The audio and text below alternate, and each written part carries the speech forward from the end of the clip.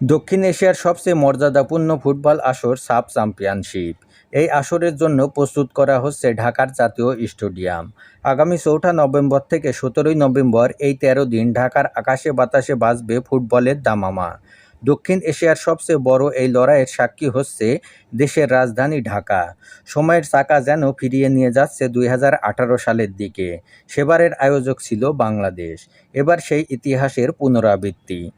প্রস্তুতির প্রথম আনুষ্ঠানিকতা শুরু হচ্ছে আগামী 25শে জুলাই থেকে। সেদিন ঢাকাতে উন্মোচিত হবে আসরের লোগো।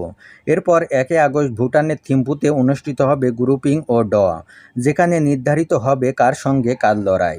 নিজেদের মাটিতে এবার খেলার সুযোগ পাচ্ছে হামজা জামালরা, যা সমর্থকদের জন্য বাড়তি উত্তেজনার উপলক্ষ।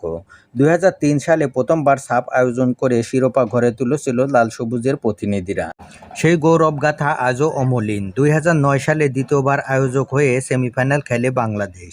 এবার নিজেদের মাঠে নিজেদের সমর্থকদের সামনে ইতিহাস লেখার হাতছানি।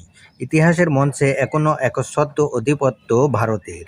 9টি শিরোপা নিয়ে যারা টুর্নামেন্টের সবচেয়ে সফলতম দল।